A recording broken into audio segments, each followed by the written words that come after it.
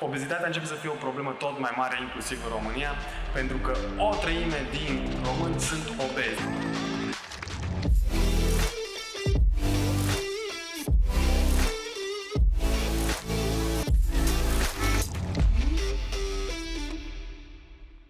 Vă salut! Dr. Paul Varga aici și suntem din nou la Spitalul Sfântul Constantin din Brașov, în sala de operație unde mergem să vedem un gastric sleeve, adică o operație de micșorare a stomacului. Bine, operația asta nu se face așa de capul tău pentru că tu vrei să slăbești și direct te operezi de sleeve gastric. Nu, are câteva indicații clare, printre care un indice de masă corporală mai mare de 40. Cum îmi calculez indicele de masă corporală? Eu, dacă am 1,89 m și 85 de kg, împart 85 la 1,89 și rezultatul îl mai împart încă o dată la 1,89 și am indicele de masă corporală 23,79, adică este normoponderal. Între 25 și 29,9 este supraponderea, iar peste 30 vorbim de obezitate. Nu uita, ai nevoie de un indice masă corporală peste 40 ca să iei în considerare operația aceasta și un alt criteriu foarte important este ca în cel puțin ultimele 6 luni să fi încercat metode nechirurgicale de slăbit. Mergem să vorbim cu pacientul de astăzi. Este un domn de 51 de ani care după o lungă așteptare a ajuns în sfârșit să fie operat. Acesta a slăbit de la 150 de kg la 126, dar lucrul ăsta a fost făcut pe o perioadă de 7 ani de zile. Într-adevăr, IMC-ul lui este de 42 și are indicație de chirurgie pentru că suferă și de diabet și de boli cardiovasculare care sunt amplificate de obezitate. Și cum ați ajuns la decizia asta? Am diabet. Și ați încercat să slăbiți prin altă metodă? Da. Și ați slăbit de la 149 la 126? Da. Și cum sunteți acum înainte de operație? Încrezător? Da. Emoții? Nu. Nu aveți deloc emoții? Nu. Ați mai fost operat?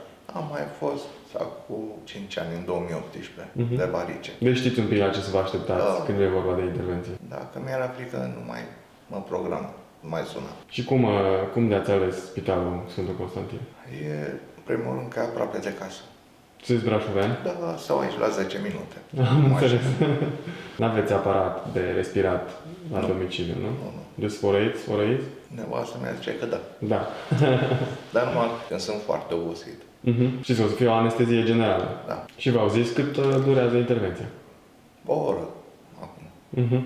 Maxim o oră. Atunci o să ne vedem după operație. Pentru a realiza această intervenție chirurgicală de micșorare a stomacului, este nevoie să administrăm o anestezie generală.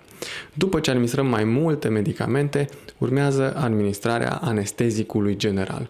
Care este acesta din imagine? Are o culoare albă asemănătoare laptelui, ustură în momentul în care este administrat. Deci la acest lucru te poți aștepta. El produce pierderea completă a stării de conștiință atunci când este administrat în cantitate suficient de mare, dar de asemenea și oprește respirația pacientului.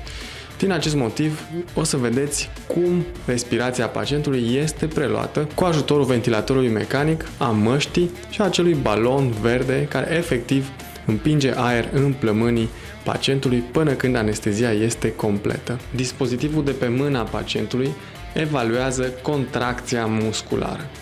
Cât de bine se contractă musculatura mâinii, cu ajutorul acesteia ne dăm seama cât de paralizat este pacientul, pentru că următorul medicament este paralizantul muscular, care este indispensabil pentru realizarea acestei intervenții chirurgicale. Se verifică atent monitorul și parametrii pacientului, se decide continuarea anesteziei cu intubarea pacientului. Preluăm respirația pacientului pentru că nu poți să lași un pacient inconștient fără a te asigura că respirația este adecvată.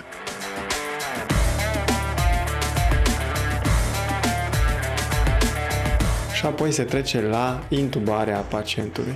De data aceasta se va folosi un videolaringoscop și vedeți pe ecranul de sus structurile de la nivelul gâtului pacientului și acea deschizătură este calea spre trahee. Mai jos de aceasta, în partea de jos a imaginii, este esofagul care nu se vede în momentul acesta.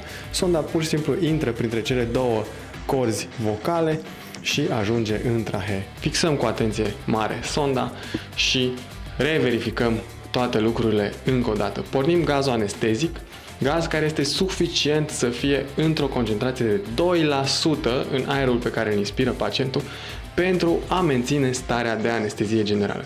Și acestea sunt canistrele galben, respectiv mov, care conțin gazul anestezic. Obezitatea începe să fie o problemă tot mai mare, inclusiv în România, pentru că o treime din români sunt obezi și aproape 60% din totalul populației este supraponderală.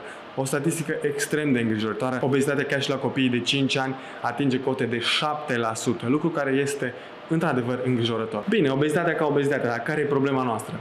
Păi, în primul rând, o persoană obeză este mai nesănătoasă. Și acesta este un adevăr medical pe care nimeni nu poate să-l contrazică. Pentru că ai riscul de deces mai mare dacă ești obez decât dacă ești o persoană normoponderală. În plus, îți sunt afectate principalele aparate și sisteme. Și hai să vedem. Respirator. Respiri mai greu, sforăi noaptea, lucrul ăsta se traduce printr-o oboseală mai mare în timpul zilei, performezi mai greu. Pentru că obezitatea abdominală face mult mai greu coborârea plămânilor, lucru care este esențial în timpul inspirației pentru ca aerul să intre în aceștia. Crește zahărul din sânge, acesta începe să se lege de molecule inclusiv de la nivelul vaselor de sânge, crește inflamația de la nivelul vaselor de sânge și încep să apară problemele și la nivelul acestora, care pune un stres și mai mare pe inimă. Vedeți cum toate lucrurile se leagă, fiecare aparat și sistem din corpul nostru comunică cu celălalt și fiecare se influențează unul pe celălalt. Și asta pur și simplu pornind de la obezitate. E o cascadă de evenimente care se întâmplă,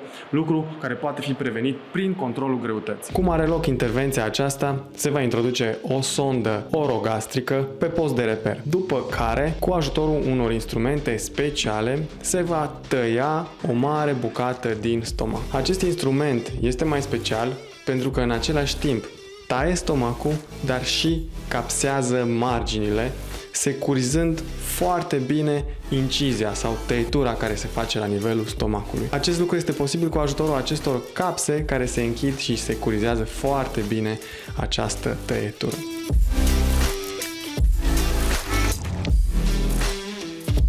După care se îndepărtează porțiunea în exces a stomacului, care se scoate și acesta rămâne micșorat, la fel cum vedeți în imagine.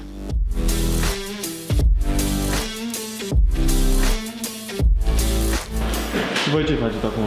Noi vrem să-l ajutăm cu o operație de micșorare de stomac. Cât durează? O să dureze aproximativ o oră, inclusiv anul trecut am operat-o pe soacra mea, care este și bine acum? Are 70 de kg de la 100. Deci operată și-o mers și bine, da? Da. Un avantaj al acestei proceduri este că la 5 ani de zile pacienții pierd în medie 60% din greutatea în exces. Acest lucru se realizează prin două metode. Odată mecanice, pentru că în medie un stomac are o capacitate de 1,5 litri, capacitate care este redusă prin această operație la 130 de mililitri. Deci cu 80% din capacitatea pe care o avea inițial. Există și un mecanism hormonal, pentru că stomacul produce grelină, un hormon care stimulează apetitul și creează senzația de foame. Acesta va scădea în urma acestei proceduri, astfel senzația de foame va dispărea. Nu complet, dar nu va fi la fel de intensă. Mai este și un hormon, peptidul asemănător glucagonului, care are rol în metabolism, în crearea senzației de sațietate, adică de plin după ce am mâncat bine de tot, și reducerea senzației de foame, care este crescut după această procedură. Acești doi hormoni au rol în pierderea în greutate de după această intervenție chirurgicală. Trebuie să nu uităm că, la fel ca fiecare procedură medicală, există riscuri asociate cu intervenție. Această intervenție chirurgicală în particular are risc de sângerare, are risc să nu fie etanș stomacul după intervenție, adică să se producă anumite scurgeri, și risc de tromboze, adică de cheaguri care se formeze la nivelul anumitor vene din abdomen. Rata acestor complicații variază între 3 și 15%.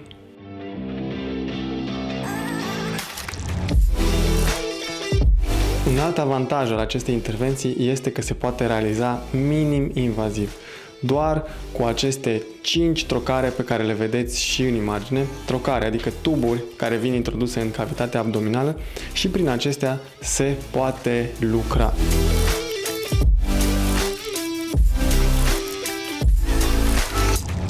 Recuperarea pacientului este relativ rapidă, După câteva zile el pleacă acasă și va urma un regim lichid timp de 2 săptămâni. Se va testa atent toleranța noului stomac în spital. Dacă toate lucrurile sunt în regulă, acesta poate pleca acasă după aproximativ 2 zile de spitalizare.